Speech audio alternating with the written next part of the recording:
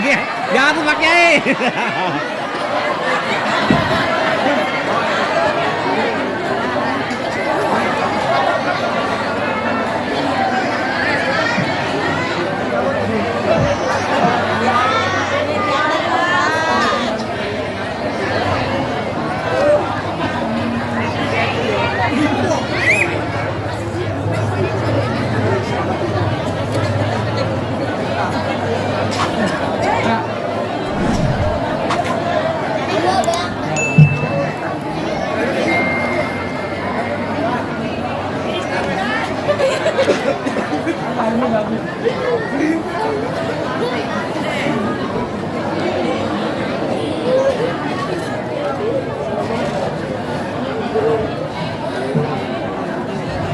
Baiklah, kepada para hadirin hadirat semuanya, diharapkan guru kita akan menyampaikan mauidahnya.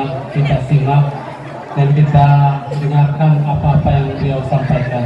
Untuk itu kepada guru kita Kiai Haji Fikri Haikal MZ SAG, waktu yang tempatnya dipersilakan. Takbir. Takbir. Sallu ala Muhammad. Assalamualaikum warahmatullahi wabarakatuh.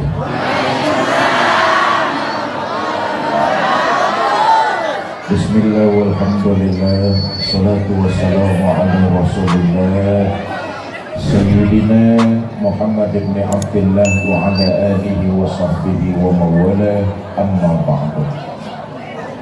Yang mulia para ulama, para kiai, para asatiz dan asatizah, yang saya hormati para tokoh masyarakat, Bapak Kades, panitia peringatan Maulid serta DKM Masjid At-Taqwa, ibu bapak, saudara-saudara kaum muslimin yang saya cintai. Allah mengutus nabi dan rasul jumlahnya kurang lebih 124.000. Dari 124.000 cuma 25 yang wajib kita imani. Dari 25 hanya 5 yang mendapat gelar ulul azmi. Nabi Ibrahim, Nabi Nuh, Nabi Musa, Nabi Isa, Nabi Muhammad sallallahu alaihi wasallam. Dari 5 yang bergelar ulul azmi, cuma 1 yang dapat predikat rahmatan lil alamin, Nabi kita Muhammad. Kenapa Nabi Muhammad berpredikat rahmatan lil alamin? Ini aja yang pengen saya omongin nih. Mudah-mudahan pidato saya selesai dalam waktu 5 menit.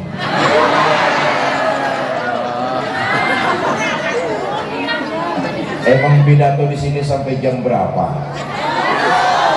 Jam 1. Ikut patungan 5.000 aja bisa.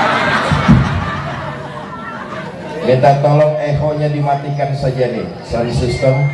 Echo-nya dimatikan saja, treble-nya turunin sedikit, volumenya besarkan. Cek 1 2, dah atur nuwun Kang. Jangan dioprek-oprek lagi ya. Pak Kades, soundnya udah lunas belum Pak Kades?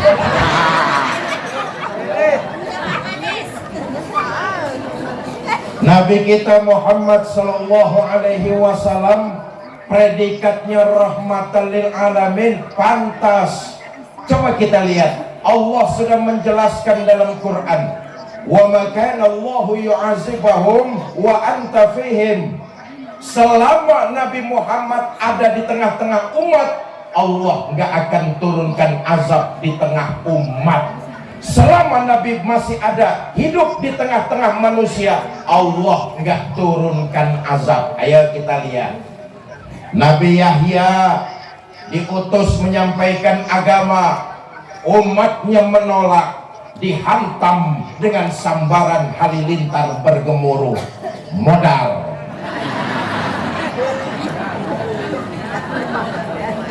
Nabi Nuh diutus menyampaikan risalah, umatnya membangkang, dihantam dengan banjir bandang. Betul apa tidak? Betul. Nabi Musa diutus menyampaikan risalah agama, umatnya menolak, sebagian ditenggelamkan di Laut Merah, sebagian lagi dikutuk jadi monyet. Bu, tahu monyet? Ya tahunya jangan melototin saya. Kuno kirodatan khosiin. Tapi nggak begitu dengan junjungan kita baginda Nabi besar Muhammad Sallallahu Alaihi Wasallam. Bagaimanapun menolaknya umat, bagaimanapun kurang ajarnya mereka menentang dakwah Nabi, azab nggak diturunkan oleh Allah. Kenapa? Nabi Muhammad ada di tengah-tengah umat. Nih dalil kita bikin maulid nih. Dalil kita bikin maulid dengan pembacaan Barzandi, dengan pembacaan Simtudror, dengan pembacaan maulid. Kita yakin baginda Nabi besar Muhammad Sallallahu Alaihi Wasallam hadir di desa kita, hadir di kampung kita. Insya Allah desa kita, kampung kita selamat dari mara bahaya, bencana dan musibah. Tadi saya dikasih tahu sama Pak Kades dan tokoh masyarakat setempat, Ustadz, alhamdulillah nih kampung Kadu Gemblo, desa Kadu Gemblo, Ustadz, alhamdulillah di Kadu Gemblo walaupun musim kemarau tapi tetap air nggak kekurangan. Di sini ternyata banyak mata air ya. Di Jakarta yang banyak air mata.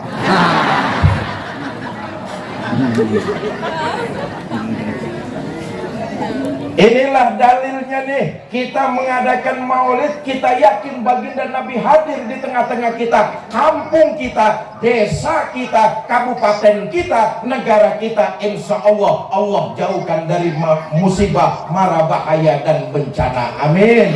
Ya Rabbal. Bagaimanapun kurang ajarnya umat menentang dakwah baginda Nabi, Nabi masih ada di tengah-tengah umat. Allah nggak turunkan azab. Ayo lihat lagi sejarah.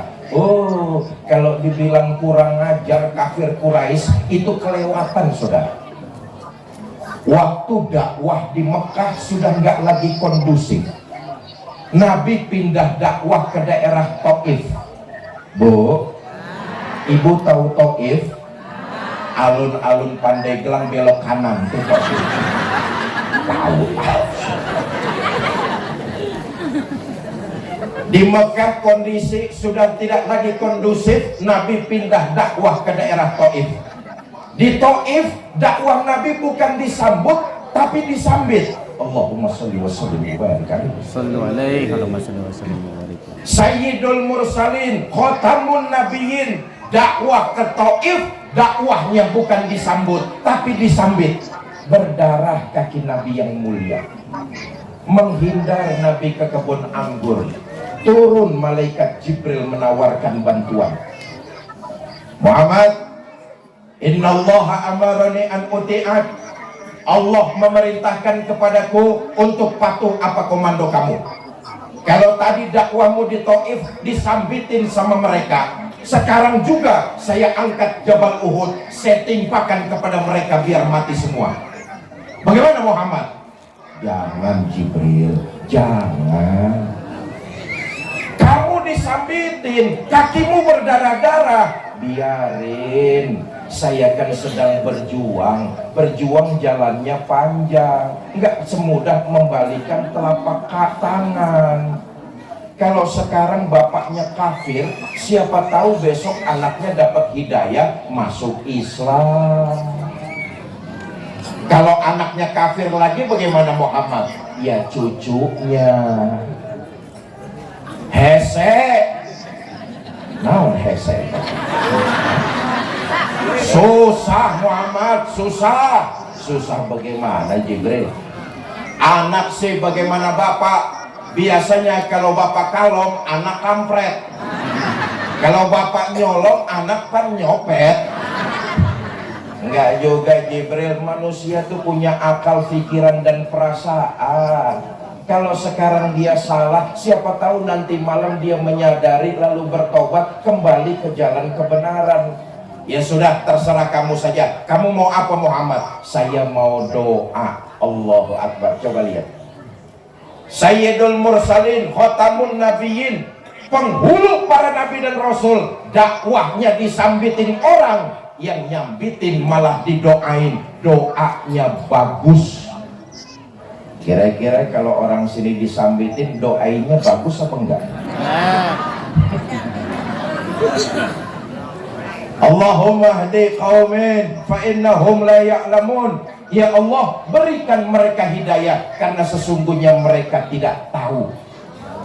Bapak Ibu saudara-saudara, sungguh terlalu kurang ajar apa yang dilakukan orang-orang kafir kepada diri baginda Nabi di luar batas pri kemanusiaan. Tetapi karena Nabi rahmatan lil alamin, Allah nggak turunkan azab di tengah-tengah umat manusia. Saudara, Nabi itu beberapa kali diancam akan dihabisi nyawanya. Waktu peristiwa hijrah, kabar ini didengar oleh orang-orang kafir Quraisy. Satu malam mereka rapat di satu tempat yang disebut dengan Darun Nadwah. Hadir pemuka-pemuka Quraisy. Rapat dipimpin oleh Abu Jahal. Kata Abu Jahal, saudara-saudara, bagaimana ini? Muhammad sama pengikutnya kita teror sudah, kita siksa sudah, kita bantai juga sudah. Tapi tiap hari ternyata pengikut Muhammad selalu bertambah. Sekarang sebagian sahabatnya sudah hijrah ke Madinah. Ini Islam akan bertambah besar di Madinah. Bagaimana cara kita mengatasinya? Abu Jahal nih. Abu Jahal. Dari belakang nyautin Abu Lahab. Kata Abu Lahab, gua bilang juga apa, dari dulu Muhammad itu bunuh aja. Kata Abu Jahal, soal ngebunuh sih gampang bro. Udah dengerin lah. Soal ngebunuh sih gampang, tapi Muhammad itu kan nggak keluar dari batu. Dia punya keluarga, dia punya family. Ntar kalau keluarganya nuntut balas, bagaimana kita? Kata Abu Lahab, gampang. Kita ini orang Quraisy punya banyak suku. Quraisy tuh punya banyak kafilah tuh. Kita nih bangsa Quraisy punya banyak suku. Masing-masing suku punya preman. Preman bahasa sininya apa preman? Hah? Jawara, sarwanya. Masing-masing suku punya preman. Kumpulin premannya, bareng-bareng bunuh Muhammad. Nanti kalau keluarganya nuntut balas, mereka akan berhadapan dengan semua suku yang ada di bangsa Quraisy ini. Kata Abu Jahal, wah idenya Abu Lahab bagus juga. Bagaimana saudara-saudara? Setuju apa enggak? Mereka menjawab serentak, setuju. Baik, kapan kita bunuh Muhammad? Lagi-lagi Abu Lahab memberikan solusi. Kata Abu Lahab, nggak usah lama-lama. Besok malam saja kita habisi Muhammad. Besok malam kita bunuh Muhammad, biar urusannya selesai. Kata Abu Jahal, oke. Besok malam kita bunuh Muhammad. Tapi yang datang rapat malam ini jangan sampai membocorkan keputusan rapat. Siapa yang membocorkan keputusan rapat, maka akan dikenakan sanksi. Bagaimana? Setuju? Setuju. Baik, rapat selesai, silakan bubar. Selesai dan rapat, pulang ke rumahnya masing-masing. Karena rapatnya sampai larut malam, di rumah pada ditanyain sama istrinya, Pak, rapatnya kok malam amat, Bapak rapat apa rapat? Rapat. Rapat Bu, besok malam mau ada pembunuhan. Pembunuhan? Iya. Siapa yang mau dibunuh? Muhammad, tapi jangan bilang siapa-siapa ya Bu ya. Iya Pak, iya. Besok pagi istrinya belanja sayuran. Ngobrol sama tetangganya. Jeng, ono apa Mbak Yu? Ngano loh Jeng, nanti malam mau ada pembunuhan. Pembunuhan? Iya. Siapa yang mau dibunuh? Muhammad, tapi jangan bilang siapa-siapa ya Jeng ya. Nggih Mbak Yu, nggih. Ini tetangga ngomong sama tetangga yang lain ngomong lagi sama yang lain, begitu seterusnya. Dan hampir sesiang itu sebagian besar penduduk Mekah sudah pada tahu kalau nanti malam mau ada pembunuhan. Tahu dari mana? Yaitu tadi dari gerakan jangan bilang siapa-siapa.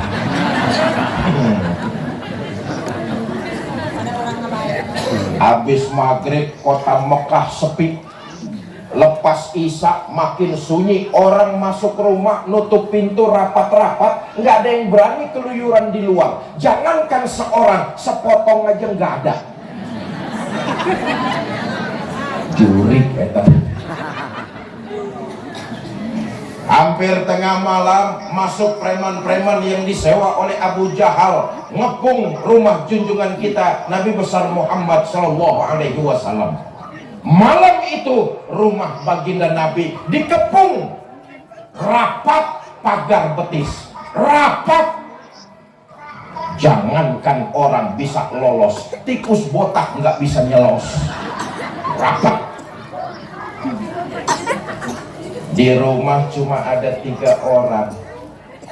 Baginda Nabi kita Muhammad SAW, Sayyidina Abu Bakar As-Siddiq radhiyallahu anhu dan Sayyidina Ali bin Abi Thalib karamallahu wajhah. Nabi ngomong sama Sayyidina Ali, Ali, baik ya Rasul, kamu gantiin saya ya. Gantiin apa ya Rasul? Tidur di atas tempat tidur saya.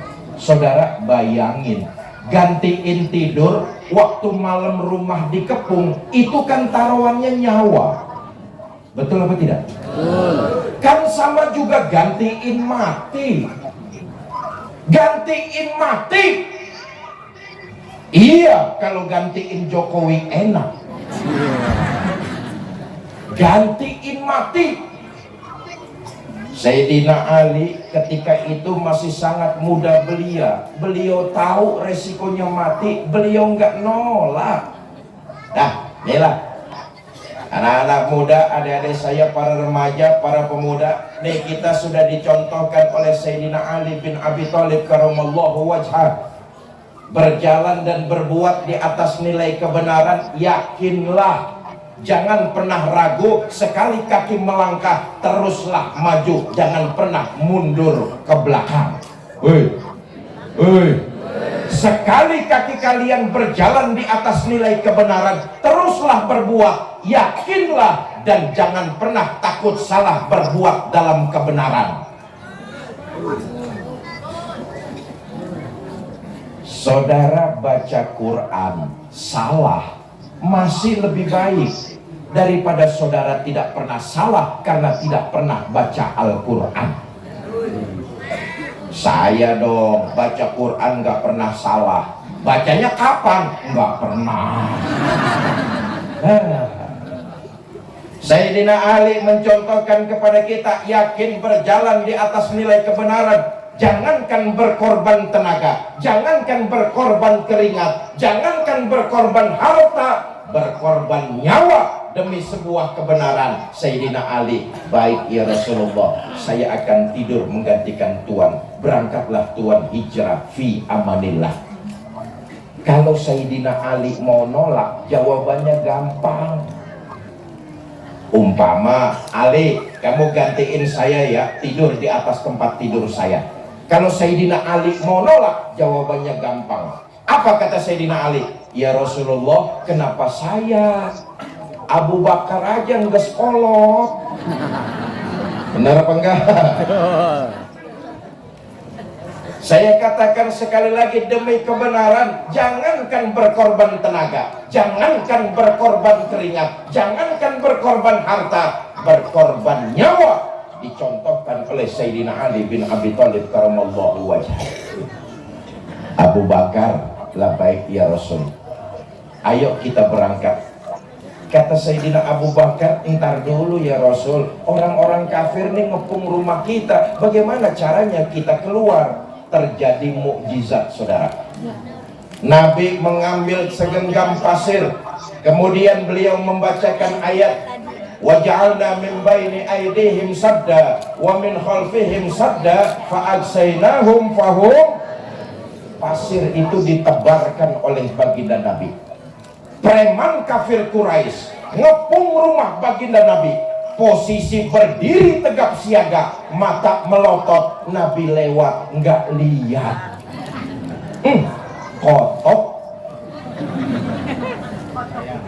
Kotok ayam.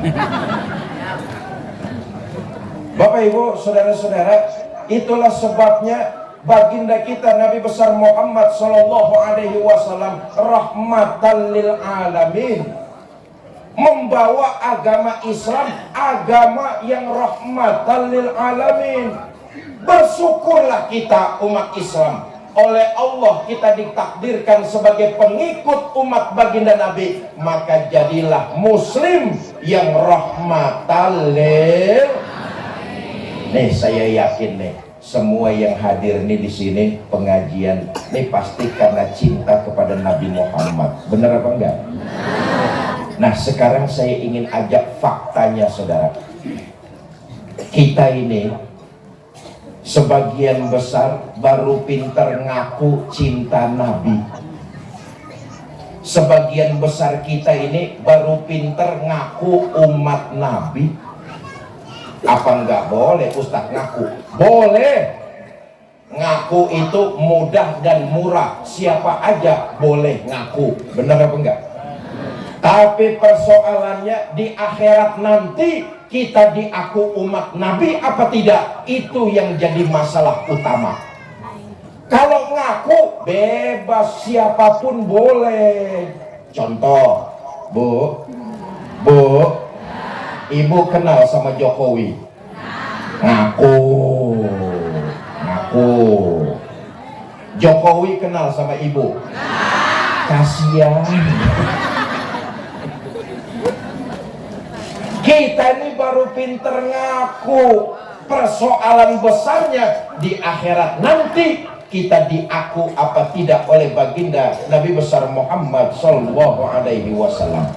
Sekilas, Bu, tidak ada seorang pemimpin pun di dunia ini yang cintanya kepada umat dan rakyat dari dunia sampai akhirat kecuali Nabi Muhammad. Yang ada pemimpin-pemimpin kita kalau cinta sama rakyat cuma pada saat tertentu saja. Mau pemilu baru cinta sama rakyat, mau pilkada baru dekat-dekat sama rakyat.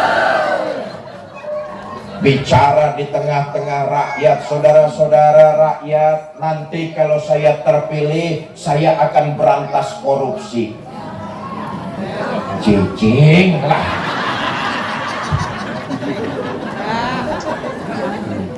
Begitu jadi pejabat, lain mulut, lain yang diperbuat. Kemarin kita nonton televisi, KPK menggeledah salah seorang rumah menteri kabinet Jokowi selama 20 jam. Ditemukan uang tunai 30 miliar. 30 miliar. 30 miliar. Itu uang kalau dibeliin cendol.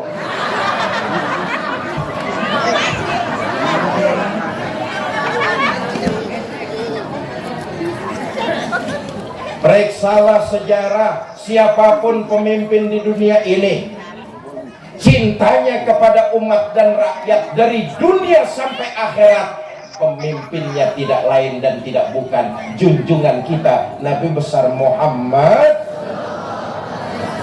Nih buat oleh-oleh nih, Bu, buat oleh-oleh supaya kita merenungi. Nggak usah lagi kita ragukan cinta Nabi kepada kita. Persoalannya kemudian bagaimana kita berlomba-lomba supaya di akhirat nanti kita diaku sebagai umat beliau. Apa bukti cinta Nabi kepada kita? Pertama, untuk ukuran hidup orang kadu, untuk ukuran hidup orang kadu gemblo, Nabi itu hidupnya sederhana, rumahnya kecil, tidurnya di atas pelepah daun korma, kadang-kadang berbekas di pipinya yang mulia. Allahumma sholli wa sallim wa barik alaihi.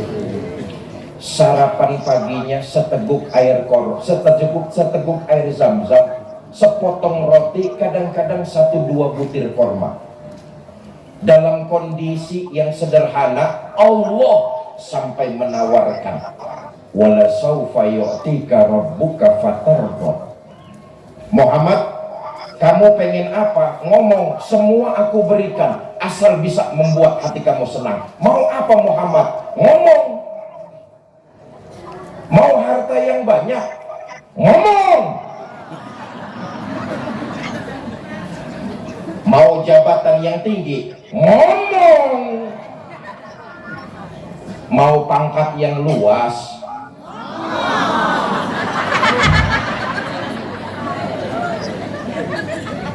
Mau apa Muhammad? Aku berikan semua itu asal bisa membuat hati kamu senang. Mendapat tawaran begini dari Allah, apa jawab Nabi kita? Izan ya Rabb, la arda wa wahidun min ummati finnar. Ya Allah, apalah artinya harta yang banyak, jabatan yang tinggi, pangkat yang luas, itu tidak mampu menyenangkan hati saya selama masih ada satu saja umat saya yang ketinggalan di neraka. Walhasil Nabi lebih memilih hidup sederhana, mementingkan umat dan rakyat daripada hidup mewah bergelimang harta, pangkat dan jabatan. Ayeuna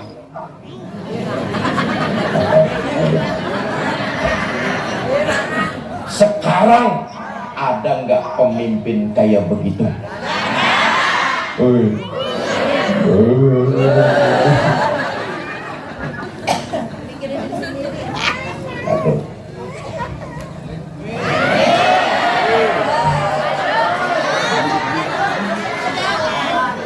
Iya, saya cuma ngelihat jam doang lah. Saudara, saya nih dari pagi tadi di Tangerang, siangnya di Jakarta, malam ini di Kadu Gemblok, besok pagi saya mesti ke Serang, malamnya di Balaraja lagi.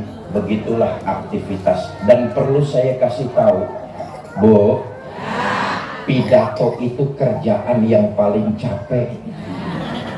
Coba lihat, kaki nahan bobot badan, tangan bergerak-gerak, mulut ngomong, otak muter.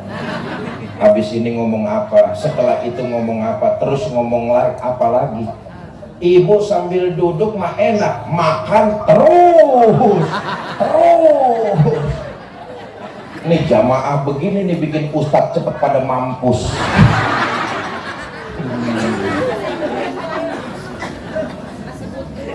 Yang kedua, bukti cinta Nabi kepada kita. Ayo kita renungkan. Saudara, sebelum ajal menjemput, sebelum ruh keluar dari jasad baginda Nabi, 3 kalimat yang sempat terlontar dari bibir mulia beliau, kita renungin. Apa 3 kalimat itu? As-sholat, as-sholat, sholat, dirikan sholat. Ini wasiat junjungan kita baginda Nabi besar Muhammad SAW. Maka kalau kita pengen diaku sebagai umat baginda Nabi, Quran sudah menjelaskan di antara sekian banyak cirinya. Apa itu? Rukaan sujadah, mendirikan sholat. As-sholat, as-sholat. Masjid kita masjid At-Taqwa.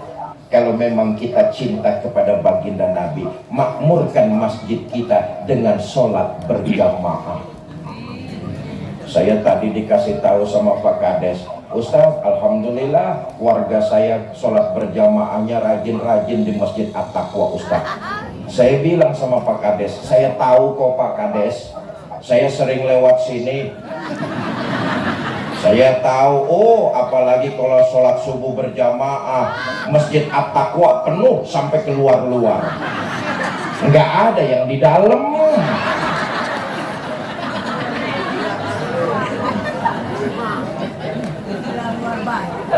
As-sholat, as-sholat. Dalam satu kesempatan Nabi mengatakan begini, awwalu ma yuhasabu bihil abdu yaumal qiyamah as-sholat. Amalan pertama yang nanti akan ditanya di akhirat itu adalah amalan ibadah sholat. Saudara, semua kita yang datang malam ini, di akhirat nanti tiap kita akan ditanya tentang sholat kita masing-masing. Kamu siapa? Saya Pak. Saya siapa? Saya pengikutnya Nabi Muhammad. Benar? Benar Pak. Baik, kalau kamu ngaku jadi pengikut Nabi Muhammad, ciri pengikut Nabi Muhammad mendirikan sholat. Dulu waktu hidup di Pandeglang pernah sholat? Pernah Pak. Berapa banyak? Nggak banyak-banyak Pak, setahun cuma 2 kali. Nah, ada orang sini yang sholatnya begitu? Ada? Yang mana orangnya? Nah, kita renungkan nih, Bu, kita renungkan. Allah memberi kita waktu sehari semalam 24 jam. Betul apa tidak? Dalam waktu 24 jam Allah cuma minta kepada kita untuk 5 kali lapor, yaitu melalui sholat 5 waktu. Sekarang kita hitung-hitung. Saudara, sholat yang bagus, taruhlah sekali sholat waktunya 10 menit. Sholat 10 menit di Masjid At-Taqwa cakep banget tuh, 10 menit. Yang sedang-sedang taruh dah waktunya 5 menit. Yang kilat khusus 2 menit. 2 menit. Ini cepat, perangkonya gambar geledek soalnya. Ambil yang sedang-sedang aja. Nabi ngajarin kita begitu, ambil yang sedang-sedang aja. Terlalu lama jangan, kecepatan juga jangan. Ambil yang tengah-tengah saja. Iza amma ahadukumun nas, ini ajaran Nabi nih. Iza amma ahadukumun nas falyukhaffif. Kalau kamu diangkat jadi imam, ringankan sholatmu. Kenapa? Makmum di belakang kamu kekuatannya nggak sama dengan dirimu. Betul. Ada makmum yang kalau sholat berdirinya terlalu lama, dengkulnya gemeteran. Ada apa enggak? Ada makmum yang selesai sholat berjamaah udah janjian nerima duit komisi pupuk. Ada apa enggak? Ada. Ada lagi anak muda janjian sama pacarnya di jembatan, selesai sholat jamaah karena imamnya terlalu lama, hujan turun besar, pacarnya hanyut di bawah banjir. Ambil yang sedang-sedang saja. Iza amma ahadukumun nas falyukhaffif. Sekali sholat 5 menit. 5 menit dah. Ayo kita hitung. Saudara, 5 kali 5 waktu kan cuma 25 menit. Betul apa tidak? Sisanya 23 jam 35 menit silakan kau gunakan untuk keperluanmu. Cuma 25 menit Allah minta kita lapor. Ini saja masih banyak di antara kita yang belum mengerjakannya. Saya katakan sekali lagi, kalau kita ingin diaku sebagai umat baginda Nabi, dirikan sholat, makmurkan masjid kita. Saudara, lihatlah, seorang muslim yang mendirikan sholat dengan baik dan benar, rukun syaratnya terpenuhi, lalu dilakukan dengan khusyuk dan tumakninah, sholat yang dia kerjakan punya asar, punya bekas, membentuk kepribadian yang jauh lebih baik lagi. Maka lihat, orang yang sholatnya berhasil, hubungannya dengan Allah baik, selesai dia melaksanakan sholat, dia akan menjadi pribadi muslim yang lebih baik lagi. Sekarang faktanya kita lihat, masih banyak di antara kita yang dalam mengerjakan ibadah sholat cuma sekedar gugurin kewajiban. Kita tidak mampu merubah kepribadian jauh lebih baik. Akibatnya apa? Hanya sekedar mengerjakan sholat, gugurin kewajiban. Sholatnya rajin, tapi maksiatnya tekun. Sholatnya rajin, tapi sama tetangga pelotot-pelototan.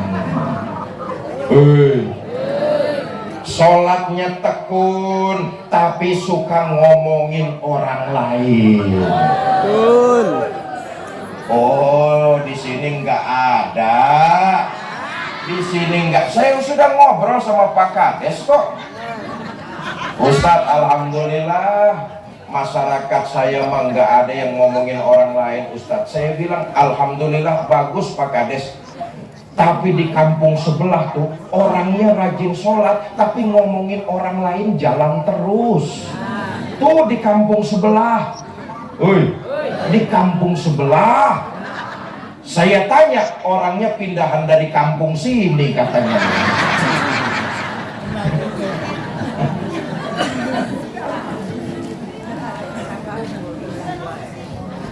As-sholah, as-sholah. Yuk makmurkan masjid kita dengan sholat berjamaah.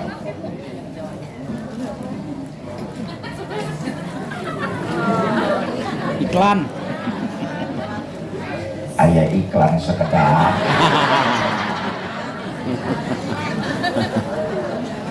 Saudara-saudara cinta kepada baginda Nabi? Yang jawab 30 orang. Ini yang hadir 100 orang ada ini? 200 orang? 500 orang? 10.000 lah di luar campur yang goib. Saudara-saudara cinta kepada baginda Nabi? Mau di akhirat diaku sebagai umat Nabi? Maka kita buktikan mulai malam ini dan seterusnya, makmurkan masjid At-Taqwa kita dengan sholat berjamaah. Pak, saya baru bisa sholat berjamaahnya zuhur aja Pak. Nggak apa-apa. Yang bisa sholat zuhur berjamaah, makmurkan masjid kita. Pak, saya karena kesibukan di ladang, di pasar, tempat kerja, saya baru bisa jamaahnya maghrib sama isya aja Pak. Nggak apa-apa. Yang bisa waktunya untuk memakmurkan sholat berjamaah, makmurkan masjid kita. Tapi yang perlu diingat, dalam semangat memakmurkan masjid, harus juga dibarengi menjaga kenyamanan masjid. Kadang-kadang kita nih teledor jamaah nih. Kita semangat memakmurkan, tapi teledor nggak menjaga kenyamanan.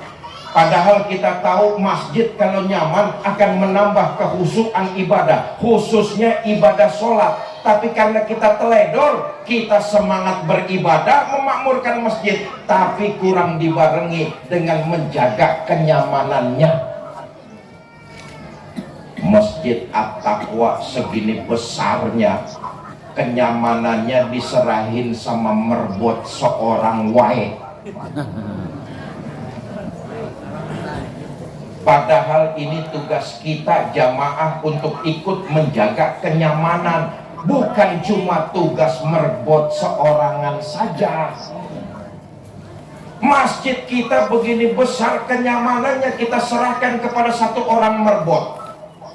Ngepel merbot, nyuci karpet merbot, nyapuin halaman merbot, benerin yang bocor merbot, mukul beduk merbot, bersihin toilet merbot. Merbotnya cuma satu orang, disuruh ngurusin masjid yang begini besar. Insya Allah 3 bulan merbotnya kuning.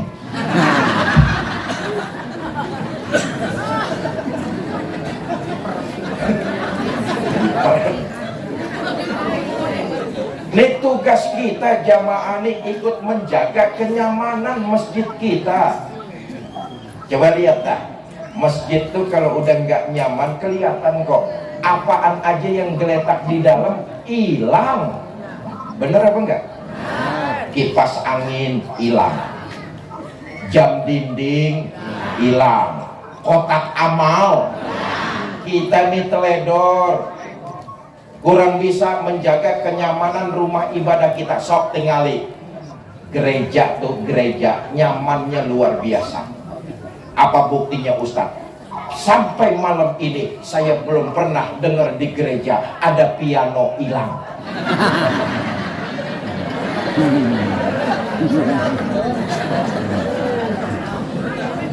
Kita di masjid jangan piano, sendal butut diambil orang.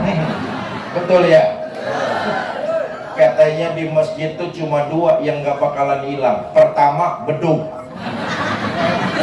Biar malam takbiran dibawa muter kampung sama bocah, mau subuh bedug sudah balik lagi ke tempat. Yang kedua yang gak bakalan hilang katanya keranda jenazah.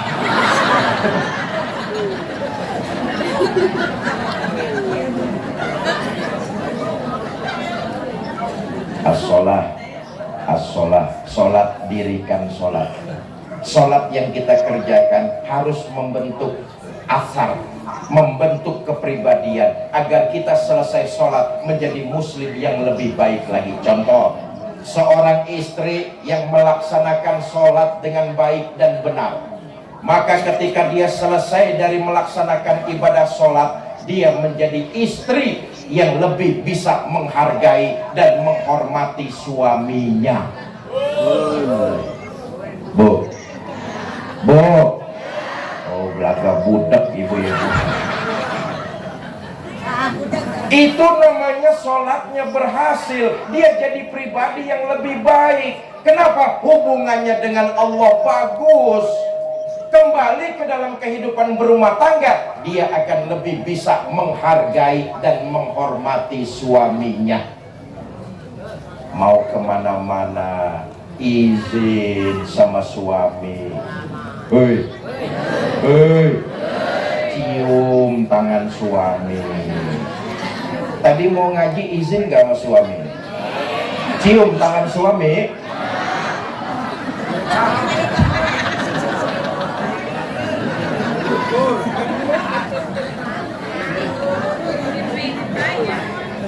Dah, saya tutup.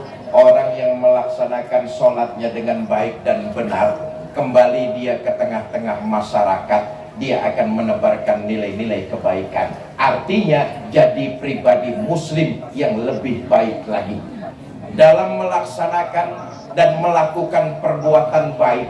Dia tidak pernah pilih kasih dan pandang bulu. Ayo kita lihat sholatnya Nabi kita Muhammad SAW.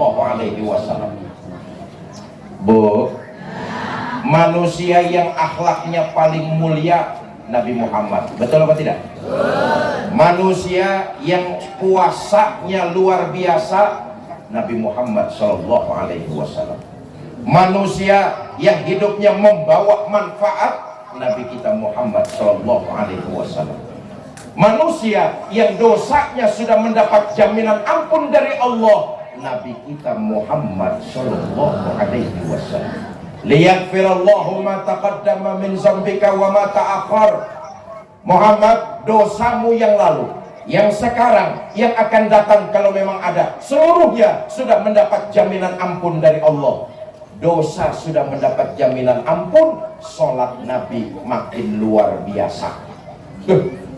Kalau ada orang sini dosanya sudah mendapat jaminan ampun, saya yakin mulai besok subuh berhenti sembahyang. Betul? Nabi enggak tuh, diampuni dosa dan kesalahannya, sholatnya luar biasa. Siapa yang menceritakan sholat beliau? Enggak lain, Ummul Mukminin, istri tercinta baginda Nabi, Sayyidah Aisyah radhiyallahu anha. Istri beliau menceritakan tentang sholat suaminya. Satu malam, kata Sayyidah Aisyah, selesai saya sholat isya, saya siap-siap mau tidur. Saya lihat suami saya, Rasulullah Shallallahu Alaihi Wasallam. Saya lihat suami saya lagi sholat, saya tidur. Tengah malam saya terbangun, saya lihat suami saya masih sholat juga, saya tidur lagi. Sepertiga malam yang akhir saya terbangun, saya lihat suami saya masih sholat juga. Allahumma sholli wa sallim wa barik alaihi. Dosa sudah mendapat jaminan ampun. Istrinya bangun tengah malam, dilihat suaminya lagi sholat. Istrinya bangun sepertiga malam yang akhir, dilihat suaminya masih sholat juga. Istri Nabi kalau tidur sebentar-sebentar bangun. Istri Nabi kalau tidur sebentar-sebentar bangun. Istri Nabi kalau tidur sebentar-sebentar bangun. Istri orang sini kalau tidur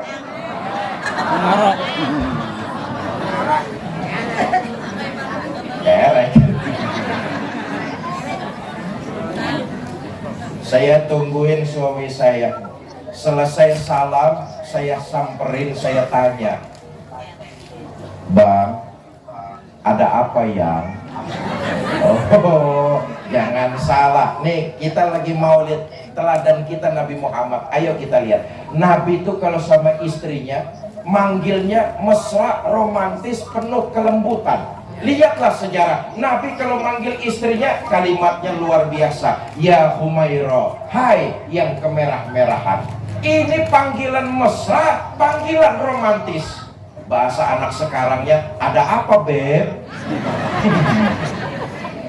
Nih ngajarin kita nih para suami, Pak, Pak,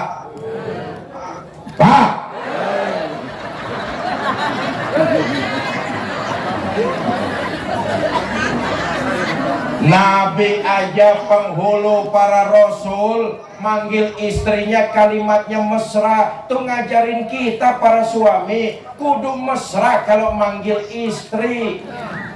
Panggilan memang kelihatannya sepele, tapi ternyata dapat membangkitkan keharmonisan dalam berumah tangga. Maaf, kita nih suami kan kadang-kadang enggak terlalu lama berumah tangga sama istri. Kalau manggil kebangetan jujur, tapi nyakitin. Udah tahu istrinya hitam, kalau manggil buluk, sini lu. Jujur tapi nyakitin.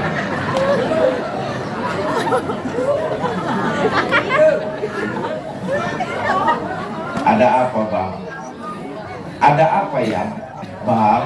Abang kan dosanya sudah mendapat jaminan ampun dari Allah. Kalau sholat jangan gitu-gitu bener. Kenapa sih bang? Apa jawab baginda Nabi Aisyah? Afala uhibbu an akuna abdan sakura. Kamu pikir saya nggak senang? Oleh Allah saya mendapat gelar abdan sakura, hamba yang pandai bersyukur. Makin diampuni dosa saya, makin saya bersyukur kepada Allah. Makin diampuni kesalahan saya, sholat saya makin saya tingkatkan. As-sholat, as-sholat, sholat dirikan, sholat kerjakan. Satu.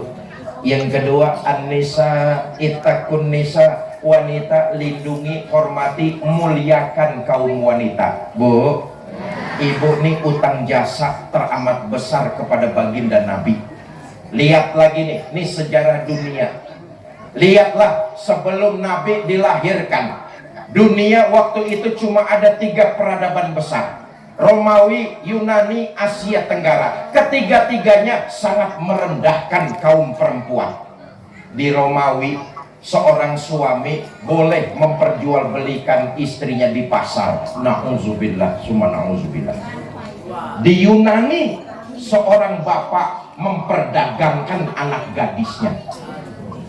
Di Asia Tenggara, di Cina, dinasti terakhir kerajaan Qing di Cina itu pernah membangun istana dengan 1000 kamar. Kenapa? Karena istri raja 1000. Istri raja 1000. Istri raja 1000. Saya nggak bisa pikirkan kalau raja istrinya sampai 1000, itu raja kapan sempat pakai kolornya?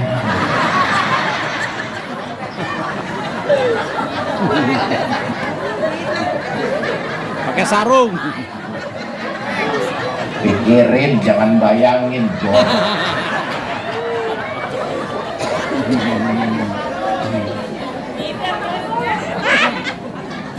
Lahir junjungan kita baginda Nabi besar Muhammad Sallallahu Alaihi Wasallam, membawa risalah agama Islam, diangkat harkat martabat. Dalam satu kesempatan Nabi mengatakan, An-nisa imadul bilad, wanita tiang negara. Jikalau baik wanita, baik negara. Jikalau rusak wanita, hancur negara. Ayo sok tingali. Masjid kita kalau nggak ada tiangnya rubuh apa enggak? Rumah kita kalau nggak ada tiangnya runtuh apa enggak? Madrasah kita kalau nggak ada tiangnya ambruk apa enggak?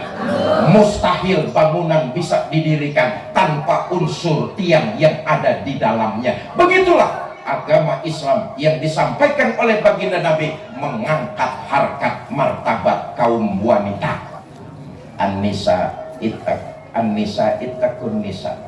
Yang ketiga, ummati. Ayo kita lihat lagi, saudara.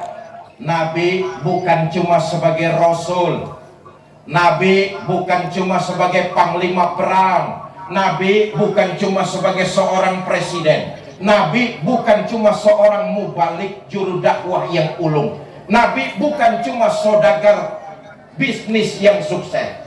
Tapi lebih dari itu, Nabi punya keluarga, anak dan istri. Ayo kita lihat. Di akhir hayat, sebagai seorang suami, Nabi nggak manggilin istri tercintanya Sayyidah Aisyah radhiyallahu anha. Di akhir hayat, sebagai seorang bapak, Nabi nggak manggilin anak kesayangannya Sayyidah Fatimah radhiyallahu anha. Di akhir hayat, sebagai seorang kakek, Nabi nggak manggilin cucu kesayangannya Sayyidina Hasan dan Husain.